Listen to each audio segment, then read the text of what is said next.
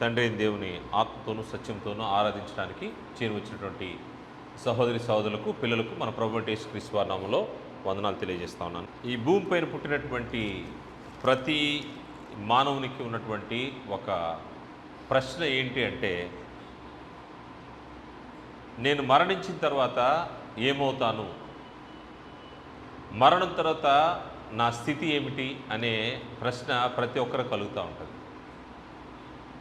ఈ ప్రశ్న కలిగినప్పుడు ఈ ప్రశ్నకు సరైన సమాధానాన్ని వెతకడానికి మానవుడు ప్రయత్నం చేస్తూ ఉంటాడు.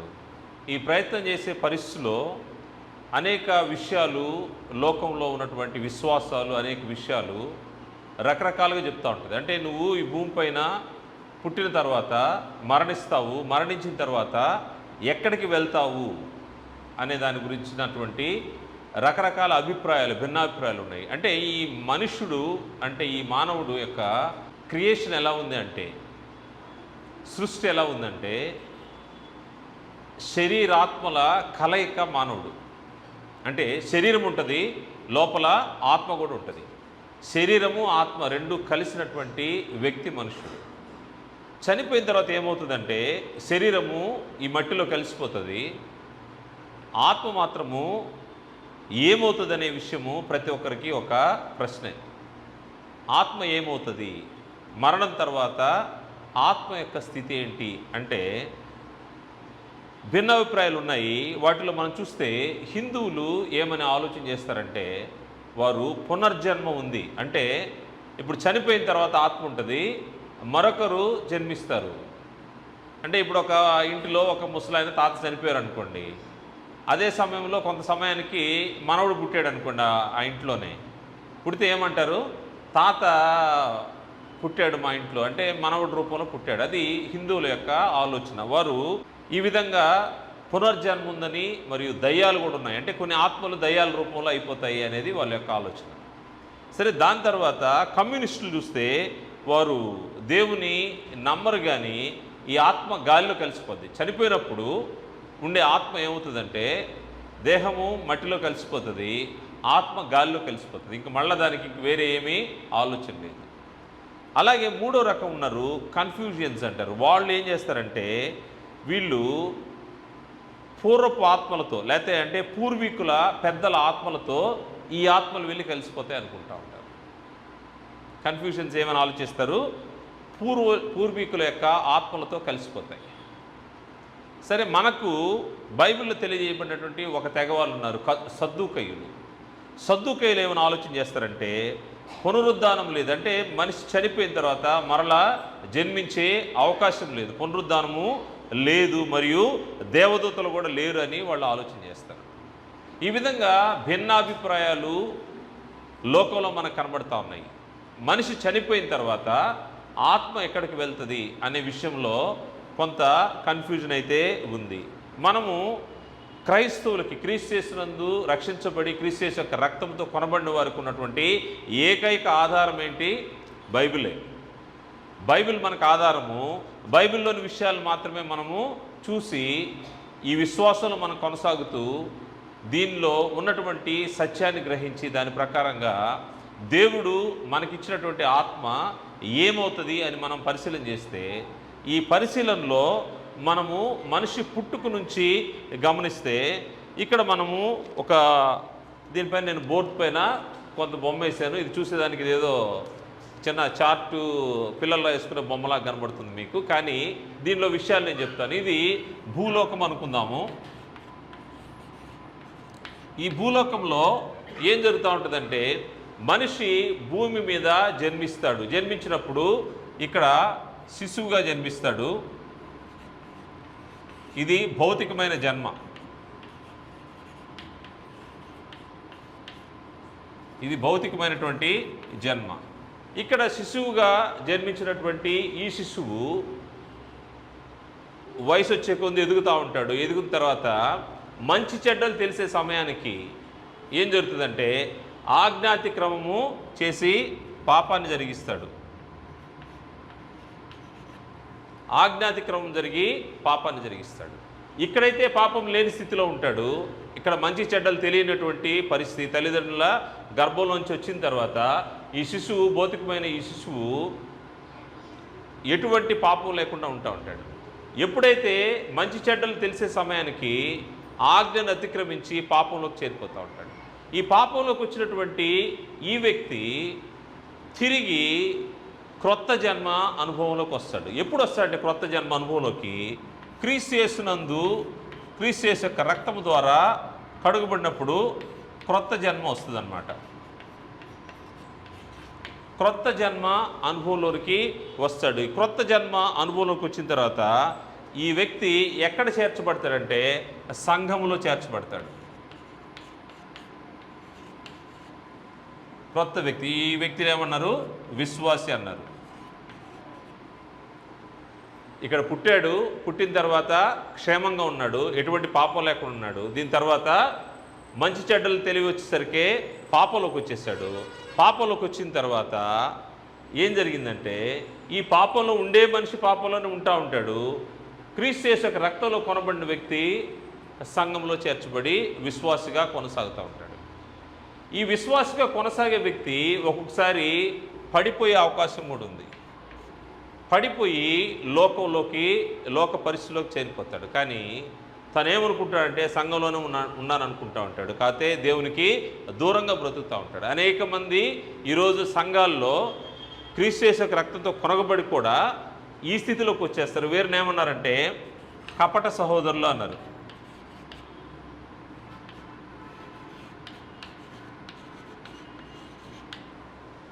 ఇది భూమిపైన జరిగేటువంటి పరిస్థితి. భూమి మీద ఎన్ని రకాలు మనకు కనబడుతుందంటే భూమిపైన భౌతికంగా శిశువు ఉంటాడు. ఈ శిశువుకి తల్లిదండ్రుల ద్వారా శరీరం వస్తుంది, దేవుని దగ్గర నుంచి ఆత్మ వస్తుంది. ఇక్కడ ఎటువంటి లోపం లేకుండా శిశువు ఉంటాడు. దీని తర్వాత ఏమవుతాడంటే తను పాపం చేసి పాపంలోకి వెళ్ళిపోతూ ఉంటాడు. పాపంలోనే ఉండి మరణించే వాళ్ళు కూడా ఉంటారు. ఇప్పుడు దీని తర్వాత ఇక్కడ నుంచి క్రొత్త జన్మ అనుభవంలోకి వచ్చి సంఘంలో చేర్చబడి విశ్వాసిగా కొనసాగే క్రమంలో ఉంటారు. దీని తర్వాత ఇక్కడ నుంచి పడిపోయి కపట సహోదరులుగా తయారయ్యే అవకాశం ఉంది. ఇంతవరకు ఇది భూమిపైన జరిగే పరిస్థితి. ఇప్పుడు మనం ఆలోచన చేసేది ఏంటంటే భూమిని దాటుకున్న తర్వాత, మరణం తర్వాత దేవుడిచ్చినటువంటి ఆత్మ, ఎందుకంటే ఈ భూమిపైన శరీరం రాలిపోతుంది, దేవుడిచ్చిన ఆత్మ ఎక్కడికి వెళ్తుంది అని ఆలోచన చేస్తే ఇక్కడ ఒక స్థలం ఉంది. ఇది పాతాళం అని చెప్తారు. ఈ పాతాళంలో నెమ్మది కలిగిన స్థలం ఒకటి ఉంది. నెమ్మది గల స్థలం ఇది. దీన్ని పరదేశు అంటారు.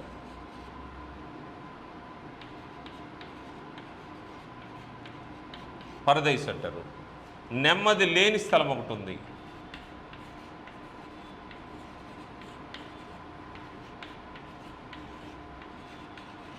ఈ రెండింటి మధ్య అగాధం ఉంది. పాతాళంలో ఏముంది? భూమిపైన ఈ మరణాన్ని దాటుకొని ఈ భూమిని విడిచిపెడితే ఆత్మలు ఎక్కడుంటాయంటే ఈ ప్రాంతాల్లో ఉంటాయి. ఈ యొక్క పాతాళం అనే ప్రాంతంలో పరదైస్ అనే నెమ్మది గల స్థలంలో, తర్వాత నెమ్మది లేని స్థలం ఇంకోటి ఉంది. ఈ రెండిట్లో ఉంటాయన్నమాట. ఈ రెండిట్లోకి ఎవరెవరు వెళ్తారు ఇక్కడ ఉన్న వ్యక్తులు అని ఆలోచన చేస్తే శిశువుగా ఉండి మంచి చెడ్డలు ఎరిగిన సమయంలోనే ముందుగానే ఒకవేళ చనిపోయారు అనుకోండి పసిబిడ్డలు, ఈ పసిబిడ్డలు ఇక్కడికి వెళ్ళిపోతారు. ఎక్కడికి వెళ్తారు? నెమ్మది గల స్థలంకి పరదేశికి వెళ్ళిపోతారు. వీరికి ఎటువంటి పాపం అంటలేదు, వీరికి పాపం ఏమీ లేదు కనుక డైరెక్ట్గా వీళ్ళు ఇక్కడికి వెళ్ళిపోతారు. అదేవిధంగా విశ్వాసిగా సంఘములో తన యొక్క విశ్వాస జీవితాన్ని క్రీస్తు యేసునందు కొనసాగించుకుంటూ ఉండేవాళ్ళు వీరు మరణించారనుకోండి, వీరు కూడా ఎక్కడికి వెళ్ళిపోతారు? నెమ్మది గల స్థానానికి వెళ్ళిపోతారు. దాని తర్వాత పాపం చేసి పాపంలోనే ఉండి పాపంలోనే చనిపోయారు అనుకోండి, వీరు కూడా ఎక్కడికి వెళ్ళిపోతారు? వీరు ఇక్కడికి వెళ్ళిపోతారు, నెమ్మది లేని స్థలంలోకి వెళ్ళిపోతారు. అదేవిధంగా సంఘంలో ఉంటూనే జారిపోయి కపట సహోదరులుగా తన యొక్క జీవితాన్ని కొనసాగించి ఈ భూమిని దాటుకున్నారనుకోండి, వీళ్ళు కూడా ఎక్కడికి వెళ్తారు? నెమ్మది లేని స్థలానికి వెళ్ళిపోతారు. ఇప్పుడు ఇవి మనం చూడాలంటే గ్రంథానుసారంగా వీటిని పరిశీలన చేయాల్సిన అవసరం ఉంది. దేవుడిచ్చిన ఆత్మ దేవుని దగ్గరికి వెళ్తుందని గ్రంథము తెలియజేస్తుంది. ఒకసారి మనం చూస్తే వాక్య ప్రకారం మనం ఆలోచన చేస్తాము. ప్రసంగి గ్రంథము 12వ అధ్యాయము 7వ వచనంలో మనం పరిశీలన చేస్తే దేవుడు ఆత్మనిస్తున్నాడు. ఆత్మ ఎక్కడికి వెళ్తుందంట?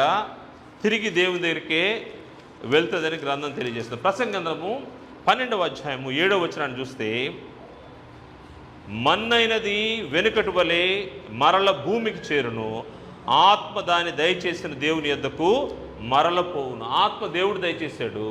దేవుని దగ్గరికి మరలా వెళ్ళే ప్రయత్నంలో ఈ ఆత్మలు ఇక్కడ భద్రపరచబడతాయి.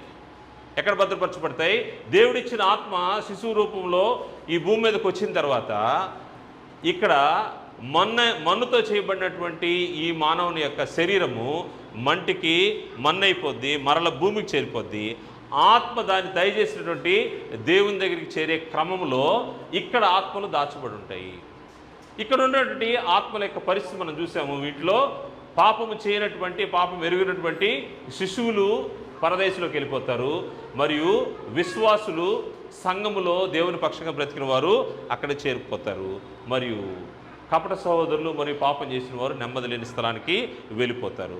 ఇది దేవుని దగ్గరకు వెళ్ళే ఈ క్రమంలో వీళ్ళు ఎక్కడ ఉంటారనే దాని గురించి మన గ్రంథం ఏం తెలియజేస్తుందంటే, పాపులకేమో వేదనకరమైన స్థలము, అంటే పాపము ఉన్న పరిస్థితి, వేదనకరమైన స్థలంలోకి వెళ్ళిపోతారు.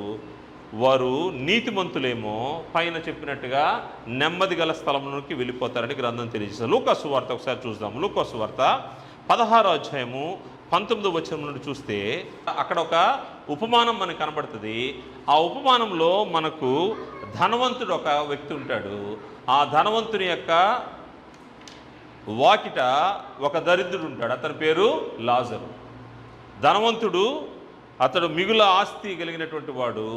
అతని గుమ్మము దగ్గర లాజర్ అనే ఒక దరిద్రుడు ఉంటాడు.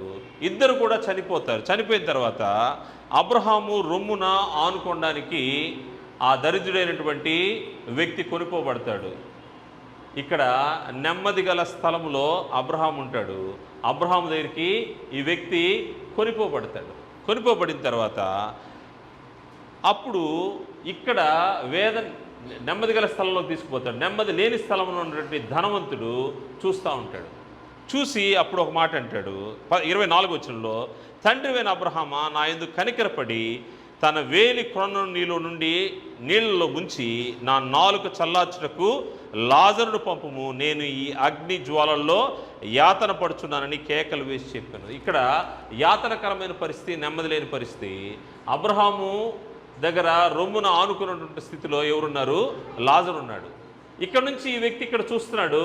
ఈ వ్యక్తులు ఇక్కడ ఉన్న వారు కూడా కనబడుతున్నారు. అబ్రహాం ఉన్నాడు, లాజరు ఉన్నారు. ఇక్కడ ధనవంతుడు ఇక్కడ ఉంటా ఉన్నాడు. ఇక్కడ యాతన, నెమ్మది లేని స్థలం. ఎప్పుడైతే ఇక్కడ నుంచి చూశాడో ఇక్కడికి అక్కడికి మధ్యలో ఏముంది? పెద్ద అగాధం ఉంది. అగాధం ఉంది కనుక ఇక్కడి నుంచి అక్కడికి వెళ్ళలేరు, అక్కడి నుంచి ఇక్కడికి రాలేరు. దాని గురించి చెప్తూ 26వ వచనంలో, అంతేకాక ఇక్కడ నుండి మీ యొద్దకు దాటగోరు వారు దాటి పోజాలకుండునట్లు, అక్కడ వారు మా యొద్దకు దాటి రాజాలకుండునట్లు మాకును మీకును మధ్య మహా అగాధం ఉంచబడి ఉన్నదని చెప్పాను. ఏముందంటే అక్కడ మహా అగాధం ఉంది. ఈ మహా అగాధంలో ఏం జరుగుతూ ఉంటుంది? అక్కడ వారు ఇక్కడికి రాలేరు, ఇక్కడ వారికి అక్కడికి రాలేరు. ఇక్కడ నుంచి ఈయన రిక్వెస్ట్ అడుగుతా ఉన్నాడు. ఇది లాజర్ని పంపించి ఒక బొట్టు నీళ్లు వేస్తే చాలు నా నాలుగు పైన అని కోరుకుంటా ఉన్నాడు. కానీ ఛాన్స్ లేదు. అంటే ఇక్కడ మనకు ఈ ఉపమానంలో చెప్పబడింది ఏంటంటే, ఈ యొక్క పరిస్థితిలో పరదేశంలో ఉండేవారు పాతాళము, నెమ్మది లేని స్థలంలోనికి రావడానికి అవకాశం లేదు. అయితే ఇక్కడ వాళ్ళు అక్కడికి చేరడానికి అవకాశం లేదు. ఒక్కసారి ఈ భూమిని దాటుకున్న తర్వాత నీవేమి కూడా చేయలేవని బైబిల్ తెలియజేస్తా ఉంది.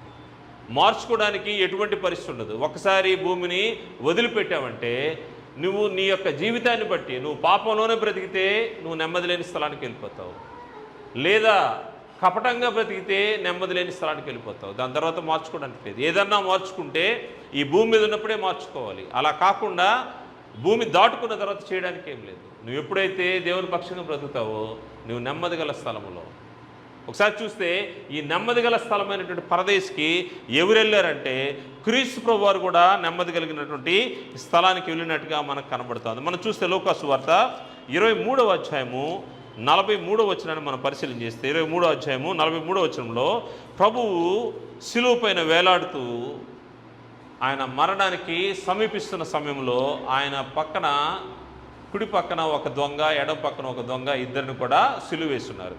ఈ సిలువ వేసిన క్రమంలో ఒక దొంగ అయితే తను చేసినటువంటి తప్పుని ఒప్పుకొని నీ రాజ్యంలో నన్ను జ్ఞాపకం చేసుకోమన్నట్టుగా ప్రభు అని వేడుకున్నప్పుడు 42వ వచనం చూద్దాం. ఆయన చూచి యేసు నీవు నీ రాజ్యంలోనికి వచ్చినప్పుడు నన్ను జ్ఞాపకం చేసుకోమన్నాడు. ఎప్పుడైతే మార్పు చేసుకున్నటువంటి దొంగ సిలువపైనటువంటి క్రీస్తు ప్రభు అని అడుగుతూ ఉన్నాడు. ఏమని అడుగుతున్నాడంటే నీ రాజ్యంలో నన్ను జ్ఞాపకం చేసుకోమని అడుగుతున్నప్పుడు ప్రభు వారు చెప్తా ఉన్నారు, అందుకు ఆయన వానితో నేడు నీవు నాతో కూడా పరదైసులో ఉందని నిశ్చయముగా నీతో చెప్పుచున్నాను నేను. ఇక్కడ జరిగింది ఏంది?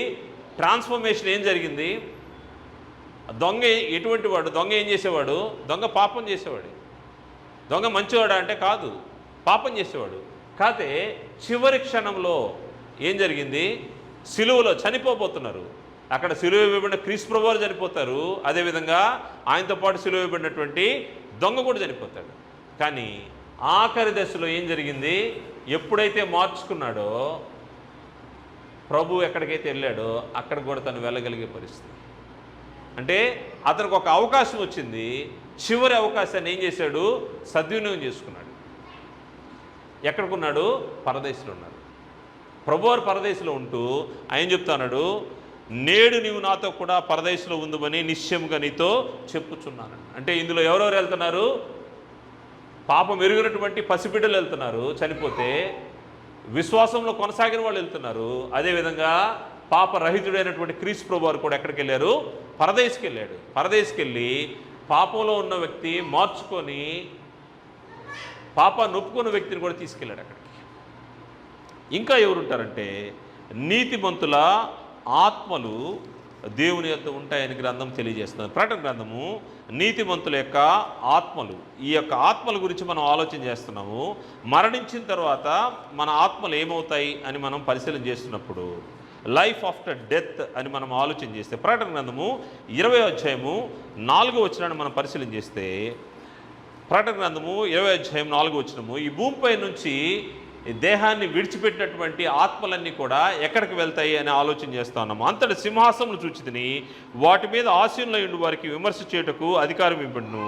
మరియు క్రూర మృగమైనను దాని ప్రతిభకైనను నమస్కారం చేయక తమ నొసళ్ళ యందు కానీ చేతుల యందు కానీ తని ముద్ర వేయించుకోనని వారిని యేసు విషయమై తామిచ్చిన సాక్ష్యము నిమిత్తమును దేవుని వాక్యము నిమిత్తము శిరచ్ఛేదము చేయబడిన వారి ఆత్మలను చూచి తిని.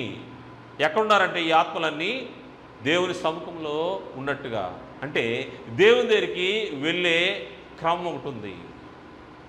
ఈ ప్రకటన గ్రంథాన్ని దర్శన రూపంలో దేవుడు యోహాను చూపించినప్పుడు యోహాను కలిగిన దర్శనాన్ని చెప్తా ఉన్నాడు. ఎక్కడున్నారంటే వీళ్ళంతా దేవుడు తను అనుగ్రహించిన ఆత్మలు ఎక్కడి దగ్గరికి వెళ్ళాలి?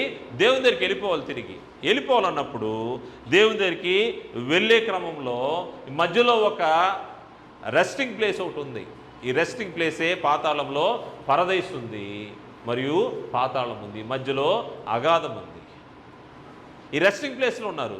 ఎవరున్నారు ఇక్కడంటే మనకు మొదటి నుంచి అంటే ఆదాము దగ్గర నుంచి ఇంతవరకు చనిపోయిన ప్రతి ఒక్కరు ఇక్కడ ఉన్నారు.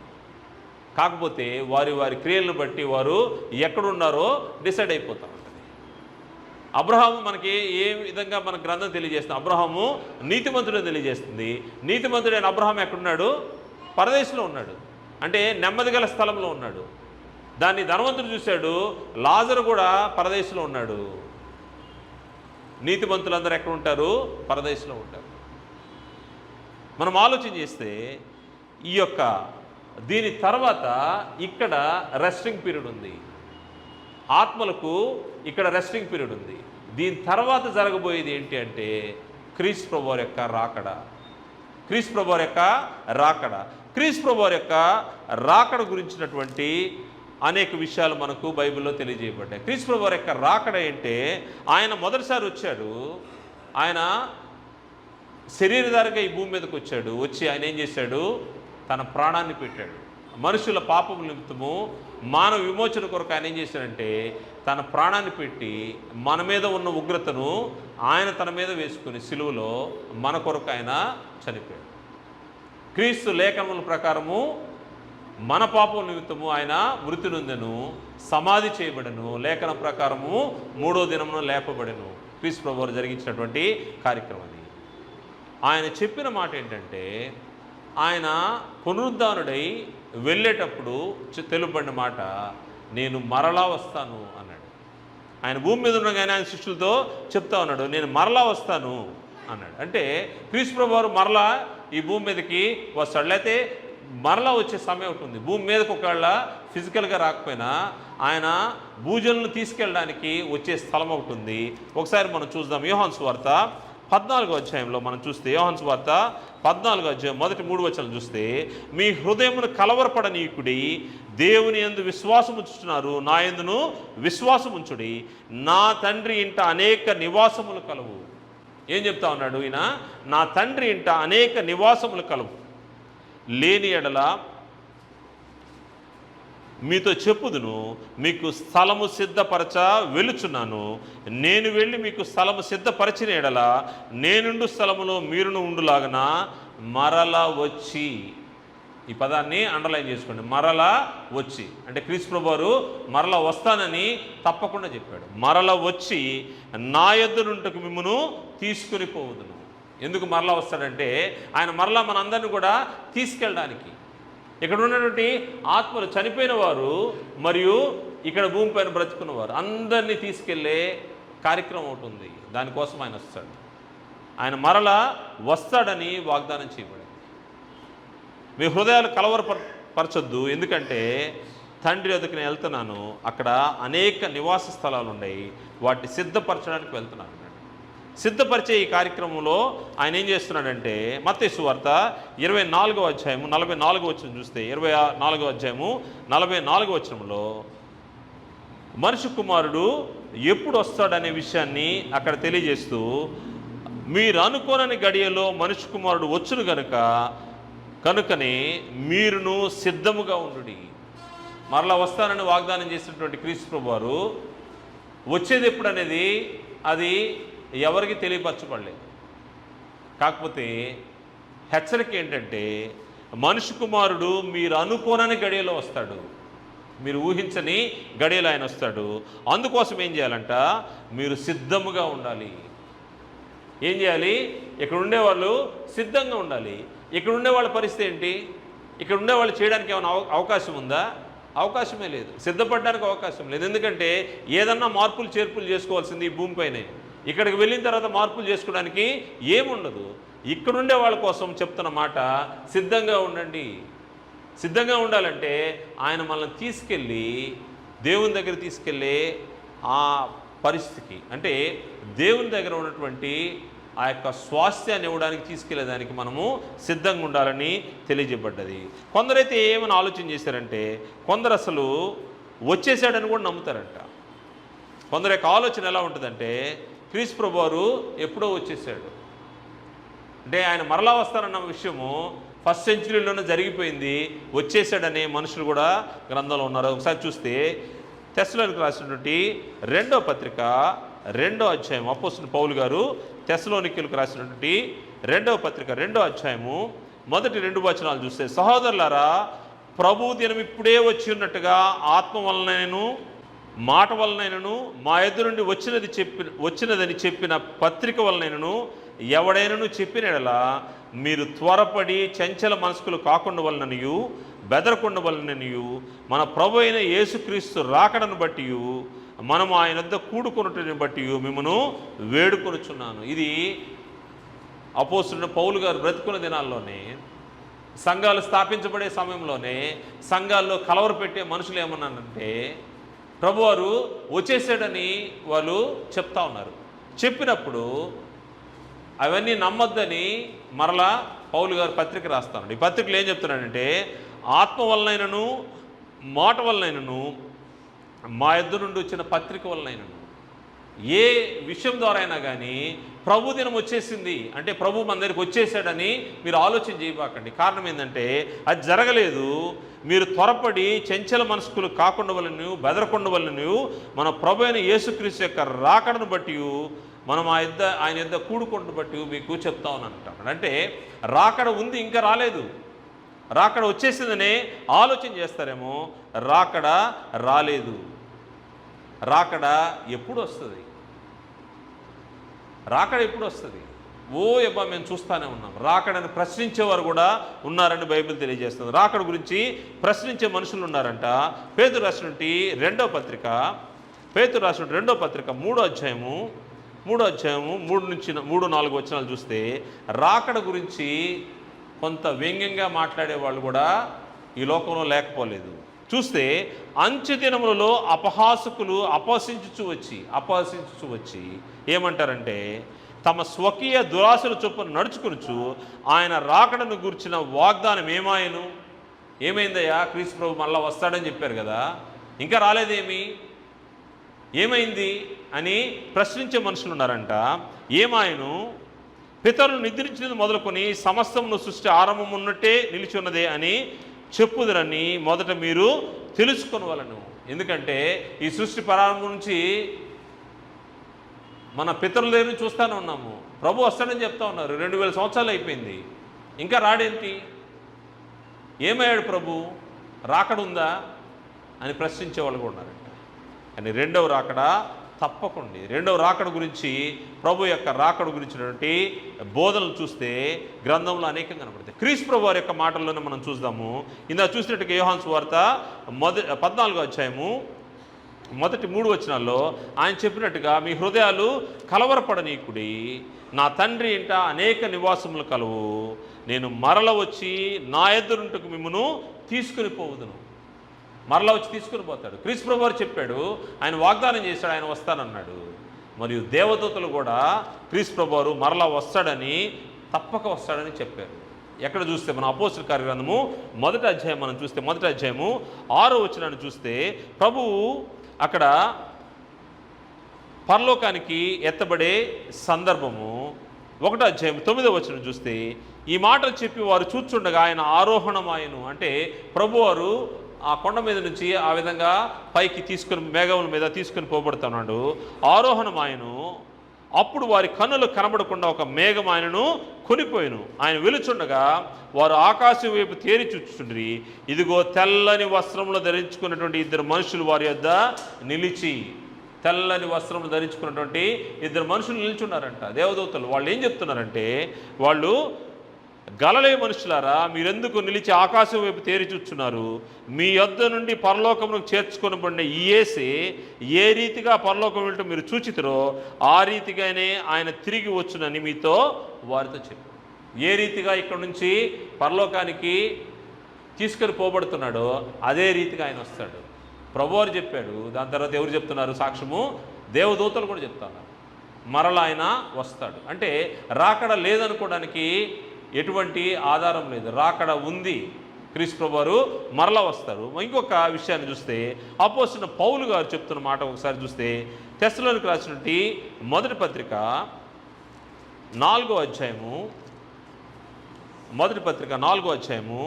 13వ వచనం నుంచి మనం పరిశీలన చేస్తే, మొదటి పత్రిక 4వ అధ్యాయం 13వ వచనం నుండి, సహోదరులారా, నిరీక్షణ లేని ఇతరుల మీరు దుఃఖపడకుండా నిమిత్తము నిద్రించున్న వారిని గురించి మీకు తెలియకుండా మాకు ఇష్టం లేదు. యేసు మృతి పొంది తిరిగి లేచిన మనం నమ్మిన ఎడల, యేసు మృతి పొంది తిరిగి లేచినని మనం నమ్మిన ఎడల, అదే ప్రకారం యేసునందు నిద్రించిన వారిని దేవుడు ఆయనతో కూడా వెంట పెట్టుకుని వచ్చును. మేము ప్రభువు మాటను బట్టి మీతో చెప్పినదేమనగా, ప్రభువు రాకడ వరకు సజీవులమై నిలిచిండు మనము నిద్రించిన వారి కంటే ముందుగా ఆయన సన్నిధిని చేరము. ప్రభు రాకడ సమయానికి ఇక్కడ బ్రతికున్నటువంటి వారు ఉన్నారు కదా, వారు ముందు రారంట. అప్పుడు ఎవరు వస్తారు చూస్తే, ఆర్భాటముతోనూ ప్రధాన దూత శబ్దంతోనూ దేవుని బోరతోనూ పరలోకం నుండి ప్రభు దిగి వచ్చును. క్రీస్తునందుండి మృతులైన వారు మొదట లేతురు. క్రీస్తునందుండి మృతులైన వారు, పరదేశంలో ఉండేవారు మొదట లేతురు. దాని తర్వాత ఆ మీదట సజీవులమై నిల్చుండు మనం వారితో కూడా ఏకముగా, ఇక్కడ ఉన్నవారు సజీవులమై నిల్చుండు మనము ఏకముగా ఎక్కడ తీసుకుపోతారంట? ఏకముగా ప్రభువుని ఎదుర్కొంటకు ఆకాశ మండలం మీదకి మేఘముల మీద కొనిపోబడతారు. ఆకాశ మండలం మీదకి కొనిపోబడతారు. ఎప్పుడైతే ఈ కార్యక్రమం జరుగుతుందో అప్పుడు ప్రభు రాకడ సమయం. ఇది ప్రభు రాకడ మనం చూస్తే, ఆలోచన చేస్తే ప్రభు రాకడ గురించినటువంటి విషయాన్ని ఇక్కడ మనం చూద్దాము. ఇది క్రీస్తు రాకడ, దాని తర్వాత జరిగేది మృతుల పునరుద్ధానము.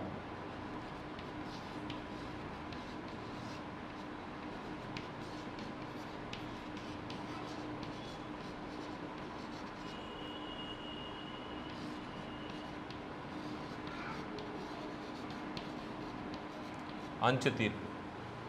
మనం పరిశీలన చేస్తే క్రీస్తు రాకడ ఉంది. క్రీస్తు రాకడ గురించి చెప్పబడినట్టు మాటలు మనం చూస్తున్నాము. క్రీస్తు ప్రభువారు బోధించాడు, దాని తర్వాత దేవదూతలు చెప్పారు, దాని తర్వాత పౌలు గారు చెప్పారు, పేతురు గారు చెప్పిన మాట కూడా ఒకసారి చూస్తాం. పేతురు రాసినటువంటి 2వ పత్రిక, ప్రభు రాకడ గురించి పేతురు చెప్పిన మాట 2వ పత్రిక 3వ అధ్యాయము 8వ వచనం చూస్తే, ప్రియులారా ఒక సంగతి మర్చిపోకుడి, ఏలయనగా ప్రభు దృష్టికి ఒక దినము 1000 సంవత్సరములను 1000 సంవత్సరములు ఒక దినం వలె ఉన్నవి. ప్రభు దృష్టికి ఒక సంవత్సరము 1000 సంవత్సరం ఉందంట, ఒక దినము. అదేవిధంగా 1000 సంవత్సరాలు ఒక దినముగా ఉంది. కొందరు ఆలస్యమని ఎంచుకున్నట్లు ప్రభు తన వాగ్దానమును గురించి ఆలస్యము చేయవాడు కాడు, కానీ ఎవడును నశింపవలని ఇచ్చి ఎంపక. ఎందుకు ఆలస్యం అవుతా ఉంది అని ఆలోచన చేస్తే, ఎవరును నశింపవలని ఇచ్చి ఎంపక ఏం జరుగుతూ ఉందంట, అందుకోసం ఆయన దేవుడు దీర్ఘశాంతం గలవాడై ఉన్నాడు. అయితే ప్రభు దినము దొంగ వచ్చినట్లు వచ్చును. ఆ దినమున ఆకాశములు మహాధ్వనితోను గతించిపోను, పంచభూతములు మిక్కుటమైన వేండ్రంతో లయమైపోతాయి. ఇది జరగబోయే పరిస్థితి. క్రీస్తు రాకడలో ఏం జరుగుతుందంటే, క్రీస్తు రాకడ గురించినటువంటి విషయాలు పేతురు గారు రాశారు. అదేవిధంగా యోహాను కూడా రాసిన సందర్భం ఉంది. యోహాను రాసినటువంటి 1వ పత్రిక 3వ అధ్యాయము 2వ వచనం చూస్తే, ఆయన ఇది నిరీక్షణ పెట్టుకున్న ప్రతివాడును ఆయన పవిత్రుడైనట్టుగా తన్ను పవిత్రుడిగా చేసుకును, పాపము చేయు ప్రతివాడును. ప్రియులారా, ఇప్పుడు మనం దేవుని పిల్లలై ఉన్నాము, మనమిక ఏమవుదుమో అది ఇంకా ప్రత్యక్షపరచబడలేదు, కానీ ఆయన ప్రత్యక్షమైనప్పుడు ఆయన ఉన్నట్లుగానే ఆయన చూతుము గనక ఆయన పోలియుందుమని ఎరుగుదుము. ఆయన ప్రత్యక్షమైనప్పుడు అంటే క్రీస్తు ప్రభువారి యొక్క రాకడ మరలా వచ్చే సందర్భం ఉంది. ఆ సందర్భంలో ఎలా ఉంటామంట, క్రీస్తు ప్రభువారు ఎలా ఉన్నారో మనం కూడా అలా ఉంటామంట. అంటే ఆయన ఆత్మస్వరూపుగా ఉంటాడు, మహిమదేహం కలిగి, మనం కూడా ఆత్మస్వరూపులుగా ఉంటాం. ఇది ఇక్కడ నుంచి ప్రభువారు రాకడ సమయంలో జరిగే పరిస్థితి. రాకడ ఉంది అని గ్రంథము చెప్తా ఉంది. ఈ రాకడ ఎప్పుడు అనే దాని గురించి మనం ఆలోచన చేస్తే, ఈ రాకడ ఎప్పుడు అనేది దేవునికి తప్ప ఇంకెవరికి కూడా తెలియదని బైబిల్ తెలియజేస్తాం. దేవునికి తప్పితే ఇంకెవరికి తెలియదంట. మనుషులకు తెలియదు, దేవదూతలకు తెలియదు, మరియు ఆయన కుమారుడైనటువంటి క్రీస్తు ప్రభువారికి కూడా తెలియదు. క్రీస్తు ప్రభువారు ఎప్పుడు వస్తారో తండ్రి స్వాధీనంలో ఉంది. ఆ విషయము చివరికి క్రీస్తు ప్రభువారికి కూడా తెలియదు అనే విషయాన్ని మనకు గ్రంథం తెలియజేస్తుంది. మార్కు సువార్త ప్రభువారు ఈ భూమి మీద ఉన్న దినాల్లో ఆయన చెప్పిన మాట. మార్కు సువార్త 13వ అధ్యాయము 32వ వచనం మనం పరిశీలన చేస్తే, 13వ అధ్యాయము 32వ వచనంలో, ఆ దినమును గూర్చి ఆ గడియను గూర్చి తండ్రి తప్ప ఏ మనుష్యుడైనను పరలోకమందరి దూతలైనను కుమారుడైనను ఎరుగును. ఎవరెవరంట? ఆ దినమును గురించి ఆ గడియను గురించి తండ్రికి తప్ప ఏ మనుషునికి తెలీదు, పరలోకమందు దూతలకు తెలీదు, చివరికి దేవుని కుమారుడైనటువంటి క్రీస్తు ప్రభువారికి కూడా తెలియదంట. క్రీస్తు ప్రభువారు కూడా కుమారుడైనను ఎరుగరు. జాగ్రత్త పరుడి, మెలకువగా ఉండి ప్రార్థన చేయడి. ఆ కాలం ఎప్పుడు వచ్చునో మీకు తెలియదు. ఆ కాలం ఎప్పుడు వస్తుందో మీకు తెలియదు. అందువల్ల జాగ్రత్తగా ఉండాలని క్రీస్తు రాకడ గురించిన విషయాలు మనకు తెలియజేయబడుతున్నాయి. క్రీస్తు రాకడ ఇది ఎప్పుడు వస్తుందంటే, మనం అనుకోనని గడియలో వస్తుందని గ్రంథం తెలియజేస్తుంది. మనం అనుకోనని గడియ నీవు ఊహించవు, అనుకున్న గడి అయిందా. మనం చూసినట్టుగా మత్తయి సువార్త 24వ అధ్యాయము 44వ వచనం మనం పరిశీలన చేస్తే, మీరు అనుకోనని గడియలో మనిషి కుమారుడు వచ్చును కనుకనే మీరును సిద్ధముగా ఉండండి. మీరు అనుకోనని గడియలో మనిషి కుమారుడు వస్తాడు, అందుకోసం మీరు ఏ విధంగా ఉండాలంట, సిద్ధంగా ఉండాలని. అదిగాక మరియు ప్రభువారు చెప్పిన మాట, కాలములు సమయములు ఎవరి స్వాధీనం ఉన్నాయి, తండ్రి స్వాధీనం ఉన్నాయి. అపోస్తల కార్య గ్రంథము 1వ అధ్యాయంలో ఆయన ఆరోహణుడై పోకముందు పలికినటువంటి మాటలు మనం ఆలోచన చేస్తే, అపోస్తల కార్య గ్రంథము 1వ అధ్యాయము 6వ వచనం చూస్తే, కాబట్టి వారు కూడి వచ్చినప్పుడు, ప్రభువా ఈ కాలమందు ఇశ్రాయేలుకు రాజ్యము మరలా అనుగ్రహించదవా అని ఆయన అడుగగా, ఆయన కాలములను సమయములను తండ్రి తన స్వాధీనం అందించుకుని ఉన్నాడు. ఎవరి స్వాధీనం ఉన్నాయంట, కాలములు సమయంలో తండ్రి స్వాధీనం ఉన్నాయి. అందువల్ల కుమారుడు కూడా తెలియదు, కుమారుని తెలియదు, మనుషులు తెలియదు, దేవదూతలు తెలియదు. ఈరోజు భూమి మీద అనేక మంది ఈ గ్రంథాన్ని పట్టుకొని ప్రవచించేస్తున్నారు. ఎలా ప్రవచిస్తున్నారంటే, ఎప్పుడు చనిపోతారో చెప్పుకుంటున్నారు. అదేవిధంగా ఎప్పుడు ప్రభువారు వస్తున్నారో కూడా చెప్తా ఉన్నారు. ఇది చరిత్రలో జరిగింది. ఇది చరిత్రలో అనేక మంది ప్రభు వస్తున్నాడని కొండల మీదకు వెళ్ళి తనతో పాటు భక్తులు కూడా తీసుకెళ్ళి వారు కూడా ఏమీ కాకుండా కొందరు ఆత్మహత్యలు చేసుకునే సందర్భాలు ఉన్నాయి. అందువల్ల ఇది బైబిల్ చదివితే మనకు అర్థమయ్యేది ఏంటంటే, ఆ గడి ఎప్పుడు అనేది కుమారుడికి కూడా తెలియదు, క్రీస్తు ప్రభువారికి కూడా తెలియదు, తండ్రికి మాత్రమే తెలుసు. తండ్రి తన స్వాధీనం ఉంచుకున్నాడు. అందువల్ల రాకడ గురించినటువంటి విషయాల్లో మనము సిద్ధంగా ఉండాలి, కానీ ఎప్పుడు వస్తుంది అనేది మనము ఎక్స్పెక్ట్ చేయడానికి అవకాశమే లేనటువంటి పరిస్థితి. సరే, రాకడ సమయంలో ఎలాగుంటుందని మనం ఆలోచన చేస్తే, రాకడ ఎలా ఉంటుందంటే అకస్మాత్తుగా ఉంటుంది. ఎలా ఉంటుంది? రాకడ అకస్మాత్తుగా ఉంటుంది. అపోస్తలుడు పౌలు గారు తెస్సలోనికి రాసిన పత్రిక 5వ అధ్యాయం, మొదటి తెస్సలోనికి రాసిన పత్రిక 5వ అధ్యాయము మొదటి 3 వచనాలు మనం పరిశీలన చేస్తే, సహోదరులారా ఆ కాలములను గురించి, ఆ సమయంలో గురించి మీకు వ్రాయనక్కర్లేదు. పౌలు గారు క్లియర్గా చెప్తున్నాడు, ఆ కాలంలో గురించి, సమయం గురించి మీకు వ్రాయనక్కర్లేదు. రాత్రి వేళ దొంగ ఎలాగూ వచ్చునో అలాగే ప్రభు దినం వచ్చును మీకు బాగుగా తెలియదు. రాత్రి వేళ దొంగ వచ్చే టైం మనకు తెలుసా? తెలియదు. దొంగ వచ్చే సమయం మనకు తెలిస్తే, దొంగ రాకుండా మనం ఏం చేస్తాం? మేలుకొని ఉండి ఆ సమయానికి మేలుకొని అలారం పెట్టుకొని వచ్చే టైంకి మనం లేచి దొంగ కంటే ముందే మనం పలకరిస్తాం, హలో హౌ ఆర్ యు అని పలకరిస్తాం. లేదు కదా, ఛాన్స్ లేదు. అదేవిధంగా క్రీస్తు ప్రభువారు వచ్చే సమయం కూడా మనకు తెలియదు.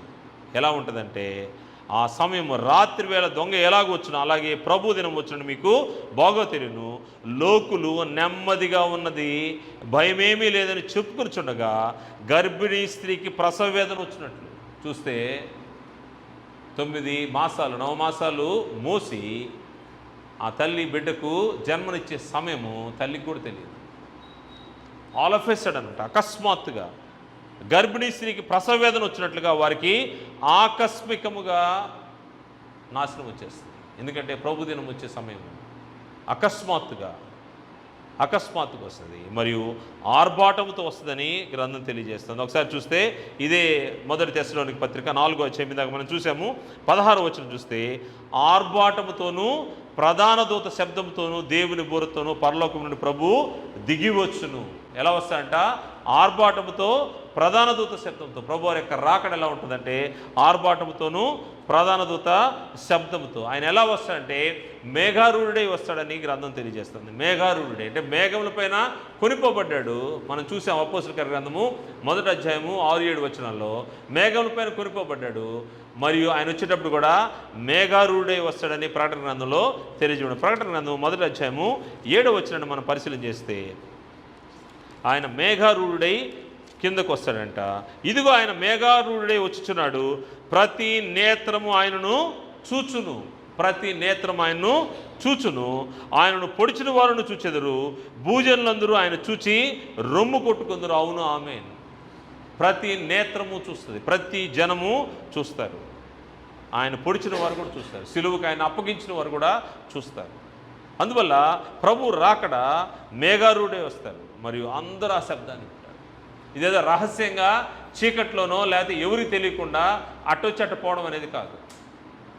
మనుషులు ఏమైనా ఆలోచన చేస్తారంటే, ప్రభువారు అలా వచ్చి అలా వెళ్ళిపోతున్నారు, లేకపోతే వెళ్ళిపోయాడు అనే ఆలోచన ఉంది. కానీ ఆయన అందరూ చూస్తారంట, ప్రతి నేత్రం ఆయన పొడిచిన వారు కూడా చూస్తారని చెప్పినప్పుడు అందరూ ఆ శబ్దాన్ని కూడా వింటారంట. యోహాను సువార్త మనం చూస్తే, యోహాను సువార్త 5వ అధ్యాయంలో తెలుబడిన మాటను మనం చూస్తే, యోహాను సువార్త 5వ అధ్యాయము 28-29 వచనాలను మనం పరిశీలన చేస్తే, దీనికి ఆశ్చర్యపడుకుడి, ఒక కాలం వచ్చుచున్నది, ఆ కాలమున సమాధుల్లో ఉన్న వారందరూ, వీరందరూ మృతి పొందిన వారంతా, సమాధుల్లో ఉన్న వారంతా, రెస్ట్ తీసుకున్న వారంతా ఏం చేస్తూ ఉంటారు? రెస్ట్ అంటే వీళ్ళకి రెస్ట్ ఉండదులేండి, ఇది నెమ్మది లేని స్థలము, వీళ్ళు మాత్రం రెస్ట్లో ఉంటారు. రెస్ట్ ఇన్ పీస్ అని రాస్తూ ఉంటారు. ఎవరైనా చనిపోతే రెస్ట్ ఇన్ పీస్ అని. కానీ రాసే వాళ్ళకి తెలుసుకోవాల్సింది ఏంటంటే, ఆ వ్యక్తి రెస్ట్ ఇన్ పీస్లో ఉన్నాడా, లేకపోతే రెస్ట్ ఇన్ స్ట్రగుల్లో ఉన్నాడా? స్ట్రగుల్లో రెస్ట్ ఉండదులేండి, అది వేరే విషయం. రెస్ట్ ఇన్ పీస్ అంటే ఇది. ఇక్కడ ఆత్మలు భద్రపరచబడే స్థలం ఇది. ఇక్కడ కూడా భద్రపరచబడతాయి, కాకపోతే వేదన ఉంటుంది ఇక్కడ. అందువల్ల అందరూ ఆ శబ్దాన్ని వింటారంట. సమాధిలో ఉన్న వారందరూ ఆయన శబ్దం విని మేలు చేసిన వారు జీవ పునరుద్ధానానికి వెళ్తారు, కీడు చేసిన వారు తీర్పు పునరుద్ధానానికి వెళ్తారు. ఇప్పుడు ఎక్కడ ఉన్నది? నెక్స్ట్ మనం క్రీస్తు రాకడ వచ్చేసరికి ఇక్కడ అంచె తీర్పు ఉంది. అందరూ పునరుద్ధానం, మృతుల పునరుద్ధానం జరుగుతుంది. మృతులందరూ ఇక్కడికి తీసుకురాబడతారు. మృతులందరూ తీసుకురాబడతారు. క్రీస్తు రాకడలో అక్కడ ఉన్న వారందరూ కూడా ఇక్కడికి వస్తారు. ఇక్కడికి వచ్చినప్పుడు మృతులు కూడా ఇక్కడికి తీసుకురాబడతారు. ఇక్కడ నుంచి ఇక్కడికి వస్తారు, ఇక్కడ నుంచి ఇక్కడికి వస్తారు. మృతుల పునరుద్ధానం. ఇక్కడికి వచ్చిన తర్వాత అంచె తీర్పు అనేది ఉంటుంది, లాస్ట్ ప్లేస్ అది. రెండవ రాకడలో ఏం జరుగుతుందంటే మృతుల పునరుద్ధానం జరుగుతుందని గ్రంథం తెలియజేస్తుంది. ఇప్పుడు మనం చూసాము, మేలు చేసిన వారు జీవ పునరుద్ధానమును, కీడు చేసిన వారు తీర్పు పునరుద్ధానానికి వస్తారని బైబిల్ తెలియజేస్తాం. దీని తర్వాత ఏం జరుగుతుందంటే వీళ్ళందరూ ఇక్కడికి వెళ్ళిపోతారు. దీని పరిస్థితి ఏంది? భూమి పరిస్థితి. ఇక్కడ భూమి మీద మనుషులు ఎవరు ఉండరు. ఏమవుతారు? భూమి మీద ఆల్రెడీ చనిపోయిన వాళ్ళంతా ఇక్కడ ఉన్నారు. భూమి మీద బ్రతికున్న వారు కూడా వెళ్ళిపోతారు అందరూ తీర్పు దగ్గరికి. వెళ్ళిపోయిన తర్వాత ఏమవుతుంది ఒకసారి చూద్దాము. ఇది ఏమవుతుందంటే పేతురు రాసినటువంటి 2వ పత్రిక 3వ అధ్యాయము 11వ వచనం చూస్తే, 10వ వచనం నుండి, ఆ దినమున ఆకాశములు మహాధ్వనితో గతించిపోవును. భూమిపైన ఉన్న వాతావరణం ఏంటి? ఆకాశాలు ఉన్నాయి, ఆకాశాలను కూడా మహాధ్వనితో గతించిపోవును. పంచభూతములు మిక్కుటమైన వేండ్రముతో లయమైపోవును. పంచభూతాలంటే మనకు తెలుసు. ఏంటి పంచభూతాలు? చిన్నప్పుడు నేర్చుకున్నారు పాఠాల్లో. పంచభూతాలు గాలి, భూమి, ఆకాశం, ఇంకా 5 ఉన్నాయి. పంచభూతాలు ఏమవుతాయంట? అన్నీ కూడా లయమైపోతాయి. మిక్కుటమైన వేండ్రంతో లయమైపోను. భూమియు దాని మీద ఉన్న కృత్యములు కాలిపోను. అయ్యయ్యో, ఎట్ట జరిగిపోద్ది బిడ్డ? చాలా కష్టమే. మనం కట్టుకున్న ఇళ్ళు, మన పొలాలు, మనం సంపాదించుకున్న ఆస్తి ఏమైపోద్దంట? మొత్తము కాలిపోద్ది, బూడిదైపోద్ది. ఇప్పుడు బూడిదైపోతే రోజు రోజుకి మన కన్స్ట్రక్షన్ ఇది చూస్తూ ఉంటే ఎలా ఉన్నాయి? ఒకప్పుడు వేలల్లో ఉండి లక్షల్లోకి వచ్చి ఇప్పుడు కోట్లోకి వెళ్ళిపోయింది. అంటే కంఫర్ట్స్ కోసము ఎంతో ఖరీదైనటువంటి భవనాలు కట్టించుకుంటూ, లేకపోతే ఆస్తులు సంపాదించుకుంటూ ఉండే పరిస్థితిలో ఇక్కడైతే భూమియు దాని మీద ఉన్నటువంటి కృత్యములు కాలిపోను, ఇవన్నీ ఇటు లయమైపోవును కనుక ఆకాశంలో రౌలుకొని లయమైపోవునట్టు, పంచభూతముల మహావేండంతో కరిగిపోయినట్టు, దేవుని దినపు రాకడ కొరకు కనిపెట్టుచు దానిని ఆశతో అపేక్షించచ్చు ఎంతో జాగ్రత్తగా మీరు పరిశుద్ధమైన ప్రవర్తనతోనూ భక్తితోనూ ఎంతో జాగ్రత్తగా ఉండవలని వలెను. అయినను మనం ఆయన వాగ్దానం బట్టి కొత్త ఆకాశముల కొరకు కొత్త భూమి కొరకు కనిపెట్టుచున్నాము, వాటి యందు నీతి నివసించుచున్నది. ఎంత లయమైపోతాయంట? క్రొత్త ఆకాశము క్రొత్త భూమి, వాటి యందు ఏముంది? నీతి నివసించే స్థలం ఒకటి ఉంది. నీతి నివసించే స్థలము దేవుడు ఉండే స్థలము.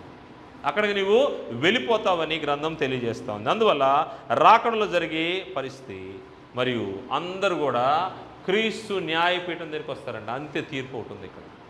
ఇవన్నీ కాలిపోతాయి. ఇవన్నీ లయమైపోతాయి, పంచభూతాలను లయమైపోతాయి. ఇక్కడ ఉన్న వారందరూ కూడా, ఇక్కడ ఉన్నవారు అక్కడ ఉన్నవారు అందరూ కూడా తీర్పు దగ్గరికి వచ్చేస్తారు. అంచు తీర్పు ఉంది ఇప్పుడు ఇక్కడ, అంత్య తీర్పు. దాన్ని ఏమన్నారంటే క్రీస్తు న్యాయపీఠం అన్నారు. అపోస్తలుడు పౌలు గారు కొరింథీయులకు రాసినటువంటి మొదటి పత్రిక 2వ పత్రిక 5వ అధ్యాయము 10వ వచనాన్ని మనం పరిశీలన చేస్తే, 2వ పత్రిక 5వ అధ్యాయము 10వ వచనంలో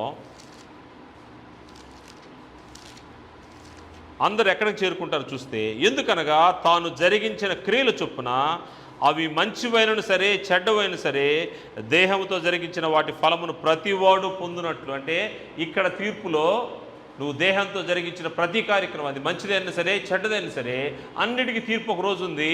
ఆ తీర్పు దగ్గర నువ్వు వచ్చేస్తావు.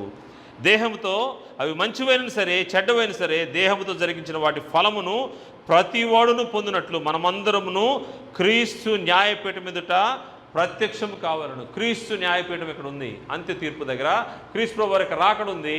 రాకడలో అందరూ చక్కడ నిలబడతారు.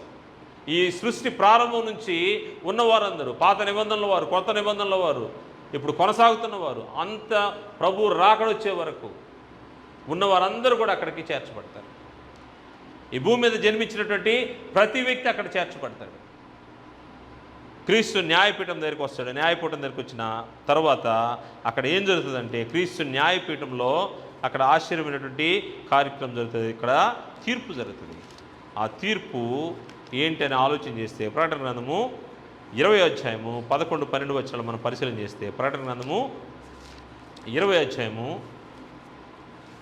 11, 12 వచనాల్లో తీర్పు మనకు కనబడుతుంది. ఈ తీర్పులో ఏముందో మనం చూస్తే, మరియు ధవళమైన మహాసింహాసనము దాని యందు ఆసీనుడైన ఒకరిని చూచితిని, భూమి ఆకాశములు ఆయన సముఖం నుండి పారిపోయెను. ఇక్కడ తీర్పు దగ్గర ఒక వ్యక్తి కూర్చున్నాడు. క్రీస్తు న్యాయపీఠం దగ్గర కూర్చున్న వ్యక్తి, ఆయన ధవళమైన మహాసింహాసనం అందు దాని యందు ఆసీనుడైన ఒక వాని చూచితిని, భూమి ఆకాశములు ఆయన సముఖం నుండి పారిపోయాను, వాటికి నిలువు చోట కనబడకపోయాను. ఏమైపోయినాయి? భూమి ఆకాశంలో లయమైపోయినాయి. పంచభూతాలన్నీ కూడా లయమైపోయినాయి. ఛాన్సే లేదు ఆయన ముందు కూర్చోడానికి. మరియు గొప్పవారేమి కొద్దివారేమి మృతులైన వారందరూ సింహాసనం ఎదుట నిలబడినట్టుగా చూచితిని. మృతులైన వారందరూ కూడా అక్కడికి ఏమొచ్చారు? క్రీస్తు న్యాయపీఠం దగ్గరికి వచ్చారు. అంత్య తీర్పునకు వచ్చేసారు. అంత్య తీర్పుల యొక్క పరిస్థితులు ఎలా ఉంటాయో ప్రభువారు మత్తయి సువార్త 25వ అధ్యాయంలో చెప్పినట్టు మాట చూస్తే, 20వ అధ్యాయం 31వ వచనం నుండి చూస్తే, అక్కడ అంత్య తీర్పులో మేకలను గొర్రెలను వేరు చేసే కార్యక్రమం ఉంది. అంత్య తీర్పులో ఏం జరుగుతుందంటే వారికి ప్రతిఫలం ఉంది. ప్రతిఫలాన్ని చూస్తే 25వ అధ్యాయము 33, 34 చూస్తే, తన కుడివైపున గొర్రెలను ఎడవైపున మేకలు నిలువబెట్టును. అప్పుడు రాజు తన కుడివైపున వారిని చూచి, నా తండ్రి చేత ఆశీర్వదింపబడిన వారా రండి, లోకము పుట్టినది మొదలుకొని మీ కొరకు సిద్ధపరచబడిన రాజ్యమును స్వతంత్రించుకునండి. ఇక్కడ రాజ్యము దేవుని రాజ్యము, దేవుని యొక్క రాజ్యము. ఈ దేవుని రాజ్యాన్ని ఏమన్నారంటే పరలోకము అన్నారు. దేవుని రాజ్యాన్ని స్థిరపరచుకోవాలా. ఇది 2వ స్థలము నరకము. మొదట కుడివైపు ఉన్న వారికి ఏం చెప్తున్నాడు? లోకము పుట్టినది మొదలుకొని మీ కొరకు సిద్ధపరచబడిన రాజ్యమును స్వతంత్రించుకునండి. ఇది దేవుని యొక్క రాజ్యము. క్రీస్తు ప్రభువారు మనకు వాగ్దానం చేసినటువంటి రాజ్యము. మరియు 41వ వచనం చూస్తే, అప్పుడు ఆయన ఎడవైపు ఉన్నవారిని చూచి, శపింపబడిన వారులారా, నన్ను విడిచి అపవాదికి వారి దూతలకు సిద్ధపరచబడినటువంటి నిత్యాగ్నిలోకి పోడు, అది నరకము. ఎవరైతే కుడివైపున ఉన్నారో, మేకలను గొర్రెలను వేరు చేసినట్టుగా కుడివైపు ఉన్న వారికి పరలోక రాజ్యం. అంటే ఎవరైతే క్రీస్తు యేసునందు రక్షింపబడి క్షేమంగా ఉన్నారో వారందరూ పరలోక రాజ్యానికి వెళ్తారు. మిగిలిన వారికి ఈ తీర్పులో ఏం జరుగుతూ ఉంటుందంటే, ఈ తీర్పులో వారి వారి యొక్క ఫలం. దీని తర్వాత, ఎందుకంటే ఆత్మలు ఎక్కడుంటాయని ఆలోచన చేసాం. ఆత్మల తర్వాత ఈ ఆత్మలు ఏమవుతాయి అని ఆలోచన చేస్తే, క్రీస్తు ప్రభువు యొక్క రాకడలో మృతుల పునరుద్ధానం ఉంటుంది. ఇక్కడ నుంచి ఎవరెవరైతే ఉంటారో భూమి మీద ఉన్నవారు మరియు పరదేశంలో ఉన్న అందరూ కూడా తీసుకురాబడతారు. అక్కడ అంచె తీర్పు ఉంటుంది. అక్కడ గొర్రెలను మేకలను వేరు చేసినట్టుగా ప్రభు వేరు చేస్తాడు. చేసిన తర్వాత ప్రభు ఒక్కసారి అందరినీ పరలోక రాజ్యంలో తీసుకెళ్తాడు. వీరందరూ ఒక రాజ్యంగా ఏర్పడతారు. రాజ్యంగా తయారు చేసినటువంటి ఈ మనుషుల్ని, ఈ యొక్క ఆత్మల్ని ప్రభువారు ఏం చేస్తారంటే ఒక్కసారి ఆయన దేవుని దగ్గర తీసుకెళ్తాడు. ఒకసారి చూద్దాము. రాజ్యాన్ని దేవునికి అప్పగించే సమయాన్ని మనం చూస్తే కొరింథీయులకు రాసినటువంటి మొదటి పత్రిక, అపోస్తలుడైన పౌలు గారు కొరింథీయులకు రాసిన మొదటి పత్రిక 15వ అధ్యాయంలో ఇక్కడ ఒక ఇంపార్టెంట్ విషయం ఒకటి ఉంది. అనేక మంది పొరబడే పరిస్థితి. ఎందుకంటే దీని తర్వాత ఏం జరుగుతుందో ఏంటి అనే ఆలోచనలో మనం చూస్తే కొరింథీయులకు రాసినటువంటి మొదటి పత్రిక, అపోస్తలుడైన పౌలు గారు కొరింథీయులకు రాసిన మొదటి పత్రిక 15వ అధ్యాయము 24వ వచనంలో మనం చూస్తే 20 నుంచి చూస్తాము, ఎందుకంటే వివరంగా ఉంది. ఇప్పుడైతే నిద్రించిన వారిలో ప్రథమ ఫలముగా క్రీస్తు మృతుల్లో ఉండి లేపబడి ఉన్నాడు. ఆల్రెడీ క్రీస్తు ప్రభువారు లేపబడి ఉన్నాడు. మనుష్యుని ద్వారా మరణము వచ్చాను గనుక మనుష్యుని ద్వారానే మృతుల పునరుద్ధానమును కలిగెను. ఆదాము అందరూ ఎలాగ మృతి పొందుచున్నారు అలాగనే క్రీస్తునందు అందరూ బ్రతికింపబడుదురు. ప్రతి వాడును తన తన వరుసలో ఏమవుతాడంట, తన వరుసలో లేస్తాడంట.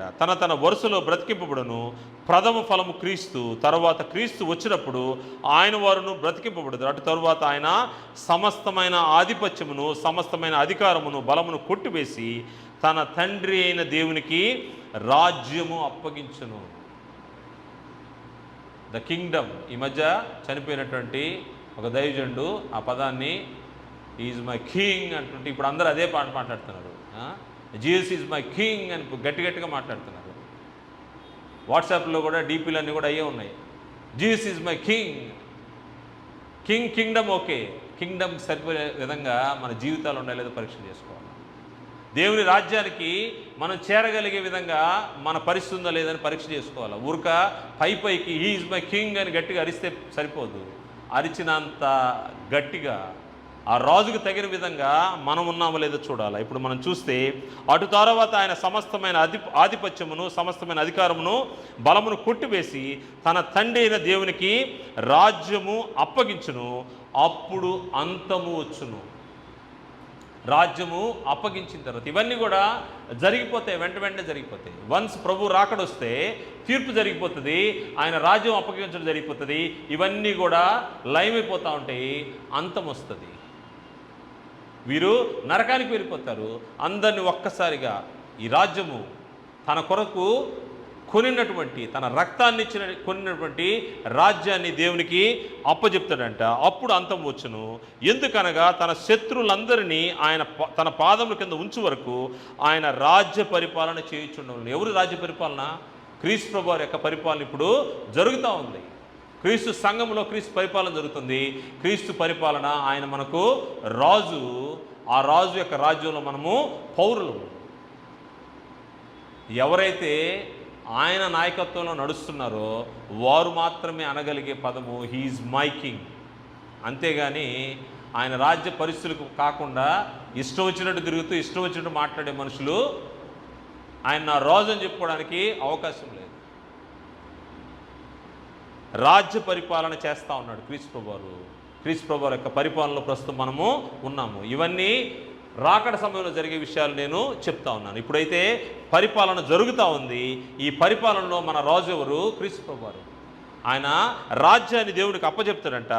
కడపట నశింపజేయవాడు శత్రువు మరణము. దేవుడు సమస్తమును క్రీస్తు పాదముల కింద లోపరిచించెను. సమస్తమును లోపరచబడిని చెప్పినప్పుడు ఆయన సమస్తమును లోపరిచిన వాడు తప్ప. ఇది చాలా ముఖ్యమైనటువంటి రెఫరెన్సు. తప్ప అనే దాన్ని రౌండ్ ఆఫ్ చేసుకోండి. ఎందుకంటే ఎవరెవరికి అధికారాన్ని ఇచ్చాడు? తండ్రి అయిన దేవుడు క్రీస్తు ప్రభువు వారికి అధికారం ఇచ్చాడు. అధికారం ఇచ్చిన వ్యక్తి తప్ప. ఆయన్ని లోపరుచుకోవాలా క్రీస్తు ప్రభువు వారికి. తండ్రి తన స్థానంలోనే ఉన్నాడు క్రీస్తు ప్రభువు వారికి. అందుకోసమే సమస్తమును లోపరచబడి ఉన్నదని చెప్పినప్పుడు ఆయనకు సమస్తమును లోపరచబడినవాడు తప్ప సమస్తమును లోపరచబడి ఉన్నదని సంగతి విశితమే. మరియు సమస్తమును ఆయనకు లోపరచబడినది అన్నప్పుడు దేవుడు సర్వంలో సర్వమగు నిమిత్తము కుమారుడు తనకు సమస్తమును లోపరిచిన దేవునికి తానే లోబడును. ఇది కూడా రౌండ్ అప్ చేసుకుని తానే లోబడును. ఏం చేసుకోవాలి? తానే లోబడును. ఎవరు లోపడతారు? ఎవరైతే అధికారం ఇచ్చాడో, అధికారం ఇచ్చి భూమి మీదకి పంపించి ఈ యొక్క తన కోసం కొన్నటువంటి రాజ్యాన్ని ఏలే అధికారాన్ని ఎవరిచ్చారంటే తండ్రి అయిన దేవుడు తన ప్రియకుమారుడు క్రీస్తు ప్రభువుకి ఇచ్చాడు. ఈ డిఫరెన్స్ తెలియక ఇప్పటికీ కొట్టుకు చచ్చిపోతూ ఉన్నారు, ఇప్పటికీ డిబేట్లు జరుగుతూ ఉన్నాయి, ఇప్పటికీ అనేక మంది సత్యాన్ని ఎరుగక అసత్యం వైపు వెళ్ళిపోతూ ఉన్నారు.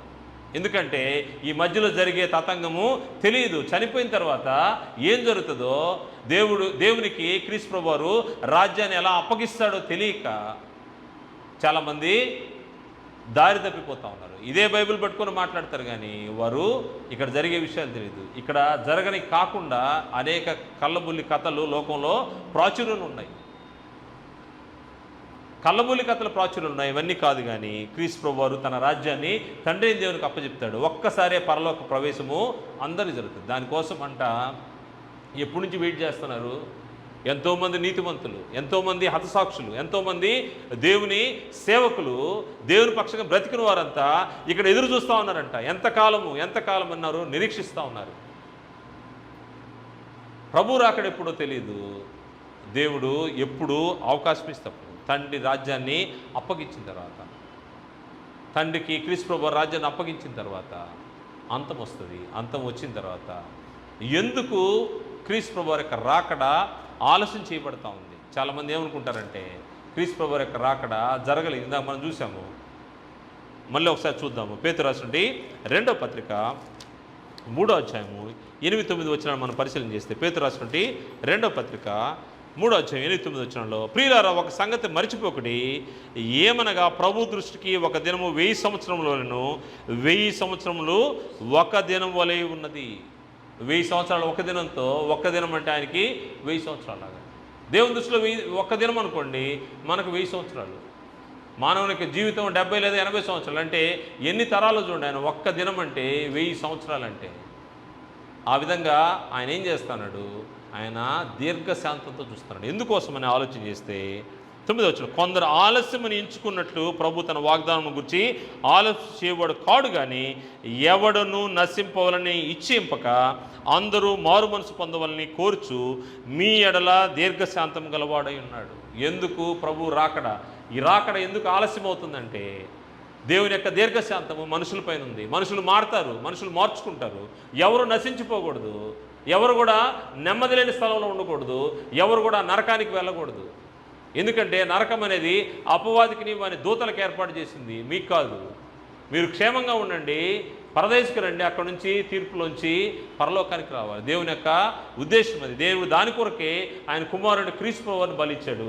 ఇక్కడి నుంచే నువ్వు క్రొత్త జన్మలోకి రావాల్సిన అవసరం ఉంది. ఇవి తెలియక అనేక మంది ఏమనుకుంటారంటే ఈ ఆత్మలు ఎక్కడికి వెళ్ళిపోతాయో, రాకడ ఉందో లేదో, రాకడ వచ్చేసిందేమో, తీర్పు ఎలా జరుగుతుంది. చాలా భక్తిగా ఉంటాడు బ్రదర్, చాలా భక్తిగా ఉంటాడు, అతను భక్తిగా బతికాడు, పరలోకంలో ఉంటాడా? బాగా పాటలు పాడతాడు బ్రదర్, అసలు ఎప్పుడు 24 గంటలు పాటలే పాడుతూ ఉంటారు, పరలోకంలో ఉంటారా? ఛాన్స్ లేదు. ఎవరెవరు ఉంటారో చెప్పబడింది.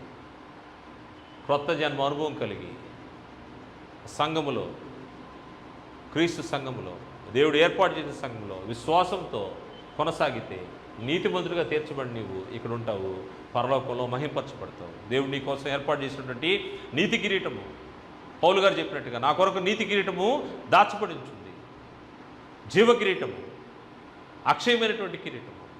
ఈ స్వాస్థ్యం అంతా పరలోకంలో పొందుకునే దానికి అవకాశం ఉంది. ఎవరు పొందుతారు అనే సంగతి వారి వారి యొక్క జీవిత విధానాన్ని బట్టి, క్రీస్తు చేసినందుకు వారు ఏ విధంగా బ్రతికారు. ఎందుకంటే మనము సమాధులపైన చూస్తూ ఉంటాము, ప్రభువునందు నిద్రించారని, ప్రభువునందు నిద్రించారని రాస్తారు, కానీ ఆయన ప్రభువులో ఉన్నాడా లేదనే సంగతి ఎప్పుడు తెలుస్తుంది? ఇక్కడే తెలిసిపోతుంది. దీని తర్వాత తీర్పులోకి వచ్చినప్పుడు అన్నీ కూడా బట్టబయలవుతాయి. అందువల్ల ఆత్మలు భద్రపరచబడే స్థలం ఇది. మరణం తర్వాత లైఫ్ ఆఫ్టర్ డెత్ అని మనం ఆలోచన చేస్తే ఇక్కడ జీవితం ఉంది, ఈ శరీరంలో జీవితము. దీని తర్వాత మార్చుకునే దానికి ఎటువంటి అవకాశం లేని పరిస్థితిలోకి వెళ్ళిపోతాము. దాని తర్వాత తీర్పు ఉంటుంది, ప్రభు రాకడ ఉంటుంది. తీర్పులో నీకు పరలోకమా నరకం అనేది డిసైడ్ అయిపోతుంది. నువ్వేం చేయాలంటే ఇక్కడ నీకు దేహంలో ప్రాణం ఉన్నంత వరకే. మనకు ఎగ్జాంపుల్ చూసాము, సిలువలో దొంగ ఆఖరి నిమిషంలో ప్రభువుని వేడుకొని నెమ్మది గల స్థలానికి వచ్చేసాడు. నెమ్మది గల స్థలానికి వచ్చేసాడు ఆఖరి నిమిషంలో. దేవుడు నీకు ఎన్నో అవకాశాలు ఇస్తూ ఉన్నాడు. అవకాశాలు దాటుకుంటే దాని తర్వాత నువ్వేం చేయలేవు. ఈరోజు భూమిని విడిచిపెట్టేవాళ్ళు అనేక మంది ఉన్నారు. అనేక మంది యాక్సిడెంట్లో రకరకాలుగా మరణం అనేది చాలా సులభంగా వస్తూ ఉంది. ఈరోజు మరణం వచ్చే లోపల నీ పరిస్థితి ఏంటో నువ్వు ఆలోచన చేయకపోతే, లేకపోతే ఇంకా ప్రభు రాకడ రాదులే అని నువ్వు ఆలస్యం అనుకుంటే, అందరూ మారు మనసు పొందాలని దేవుని యొక్క దీర్ఘశాంతం ఉంది. కానీ మార్చుకోకుండా నిర్లక్ష్యం చేస్తే ఒకరోజు నీకు ఏర్పాటు చేయని స్థలానికి నువ్వు వెళ్ళిపోతావు. జాగ్రత్త, పరిశీలన చేసుకొని. బైబిల్ బెదిరించదు, బైబిల్ అసత్యం చెప్పదు. బైబిల్ నువ్వు ఎలా నడుచుకోవాలో చెప్తుంది. బైబిల్ నీకేం చెప్తుంది అంటే సత్యాన్ని చెప్తుంది.